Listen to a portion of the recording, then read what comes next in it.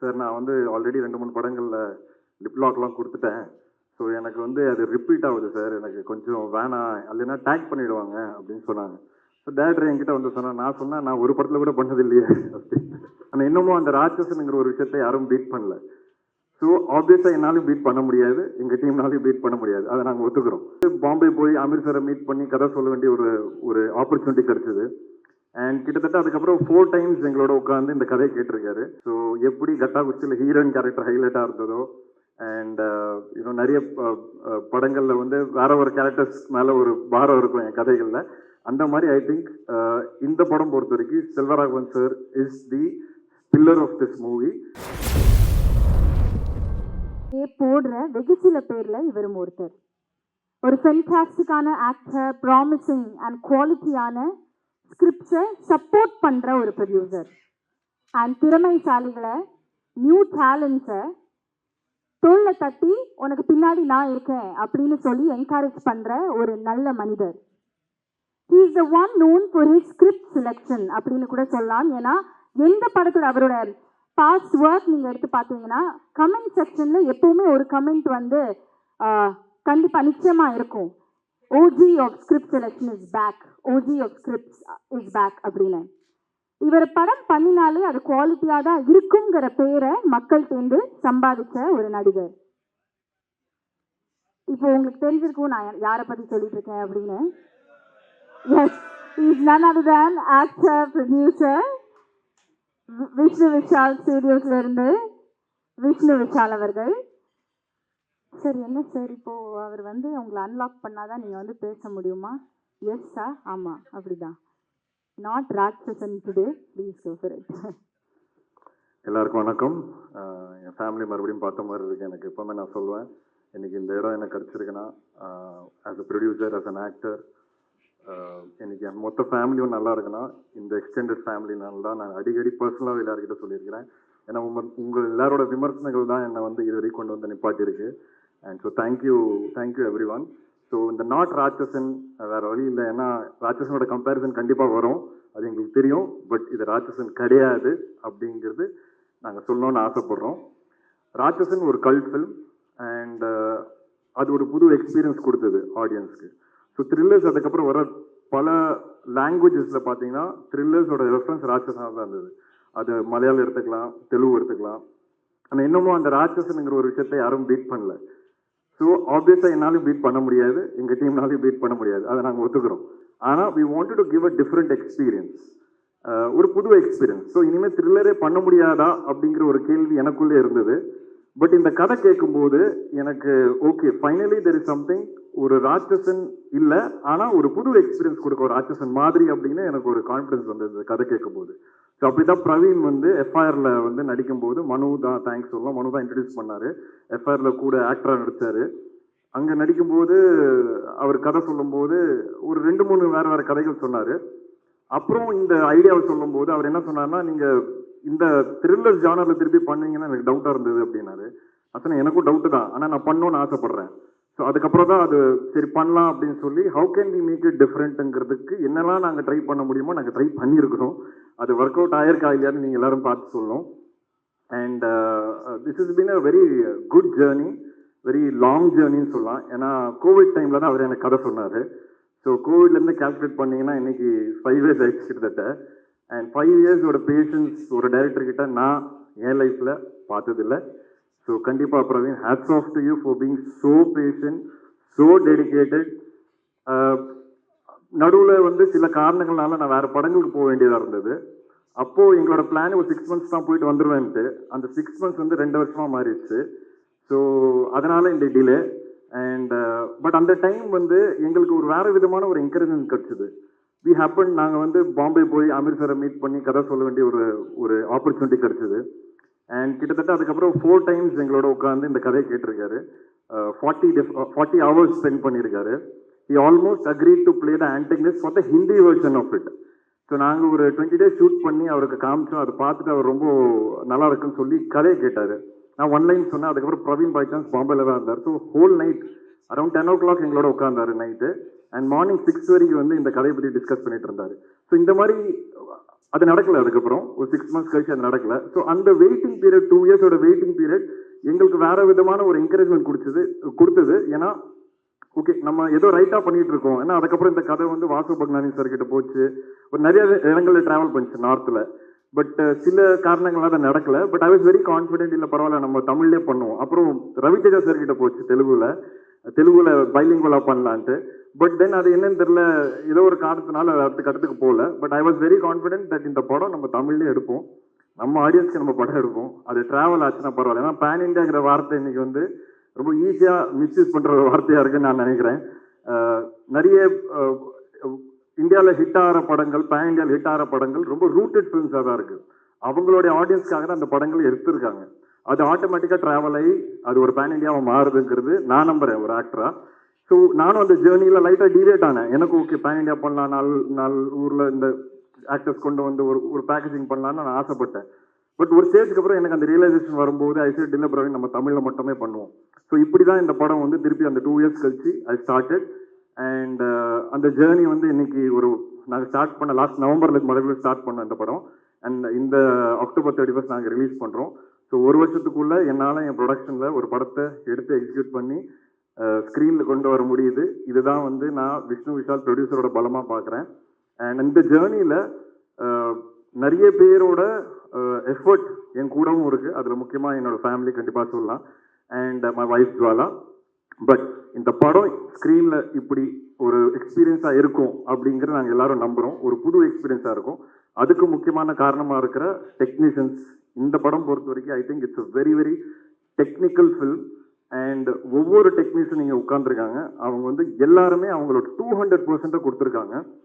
இது பற்றி நான் வந்து இந்த மேடையில் பேசாமல் நான் நம்புகிறேன் கண்டிப்பாக இதுக்கு ஒரு சக்ஸஸ் மேடை இருக்கும்னு. அந்த மேடையில் நான் பேசணும்னு ஆசைப்பட்றேன். ஒவ்வொரு டெக்னீஷியன் எவ்வளோ உழைச்சிருக்காங்க, எப்படி இந்த படத்தை அப்ரோச் பண்ணாங்க, எந்த மாதிரியான இன்புட் கொடுத்துருக்காங்க, இது கண்டிப்பாக நான் டீட்டெயிலாக சொல்லணும்னு ஆசைப்பட்றேன்.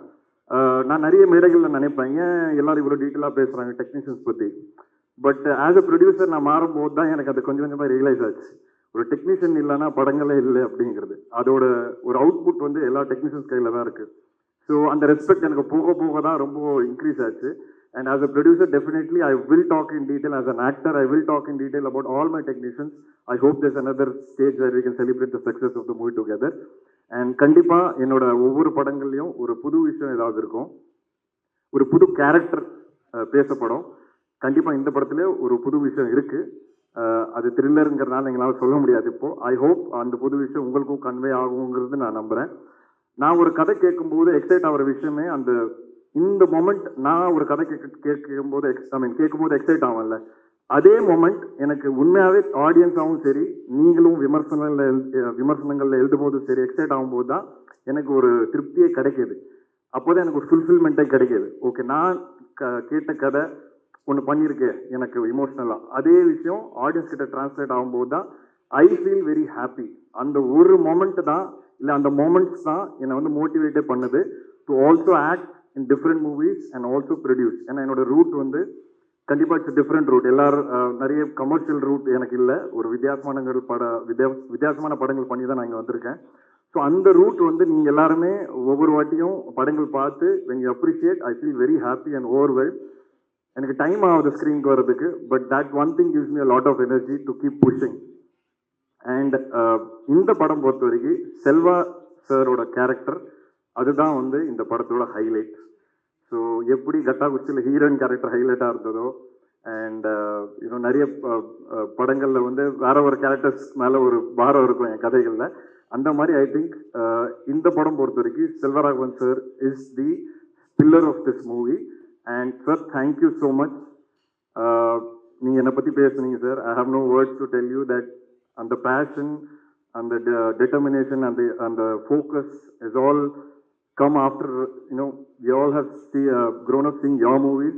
நீங்கள் எடுத்த அந்த படங்கள்லாம் இன்னும் என் மனசில் நிற்குது சார். ஒவ்வொரு படமும் the kind of effort you put in, the kind of நீங்கள் இன்னைக்கு தனுஷ் சார் வந்து இன்னைக்கு ஒரு ஆளாக இருக்கிறாருன்னா கண்டிப்பாக ஐ திங்க் உங்களோட அந்த எஃபர்ட் அவர் பின்னாடி பயங்கரமாக இருந்திருக்குங்கிறது எனக்கு தெரியும் sir as a director. So I have huge respect for Dhanush sir. I've always told Dhanush sir also.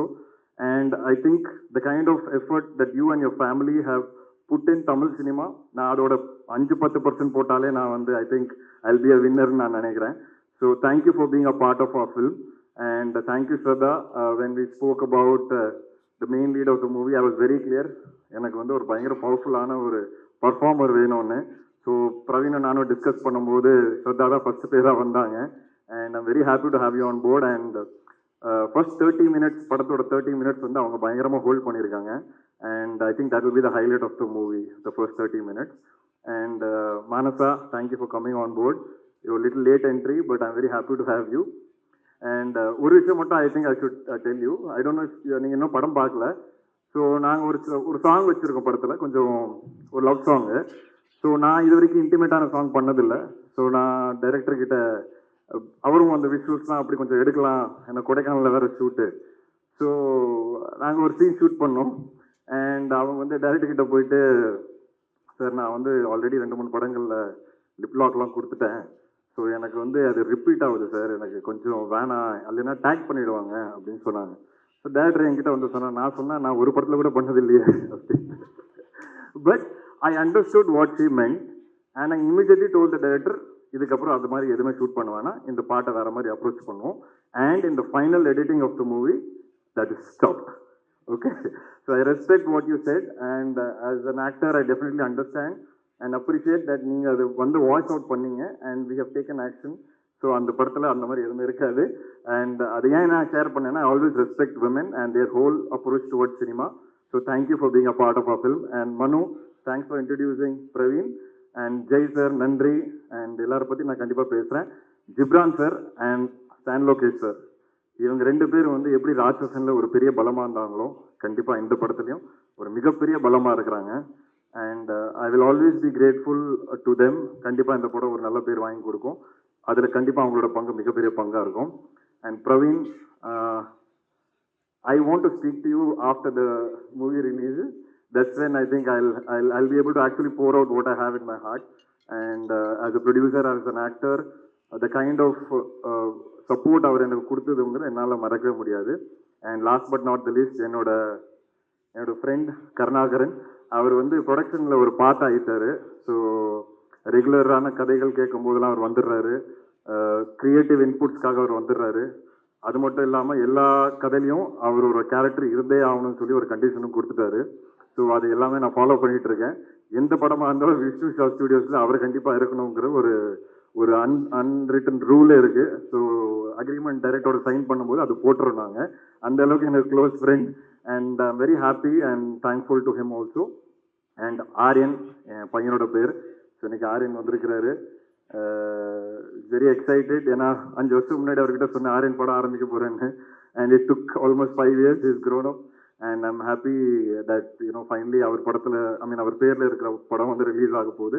And இது கண்டிப்பாக ஒரு my son will be happy that அவர் பேரில் ஒரு நல்ல படம் கொடுத்துருக்கேங்கிறது. அவருக்கு இந்த படத்தை பற்றி இப்போ புரியாது, மேபி ஆஃப்டர் ஃபியூ இயர்ஸ் அவர் பார்க்கும்போது கண்டிப்பாக புரியும். And my entire production team, Seetharaman uncle, Savanthi and all assistant directors, co directors, thank you so much. And உங்கள் எல்லாருக்கும் ரொம்ப நன்றி. கண்டிப்பாக இந்த படத்தோட விமர்சனங்களுக்காக நாங்கள் வெயிட் பண்ணிட்டு இருக்கிறேன். நான் எப்போவுமே உங்கள் எல்லாரோட எல்லா விமர்சனமும் பார்ப்பேன். And I am waiting very eagerly.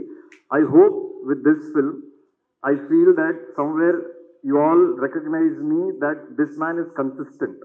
ஏதோ கன்சிஸ்டண்டாக பண்ணுவாங்கிற ஒரு நம்பிக்கை உங்கள் எல்லாருக்கும் நான் கொடுப்பேங்கிறத நான் ஸ்ட்ராங்காக நம்புகிறேன். Thank you so much. தேங்க்யூ.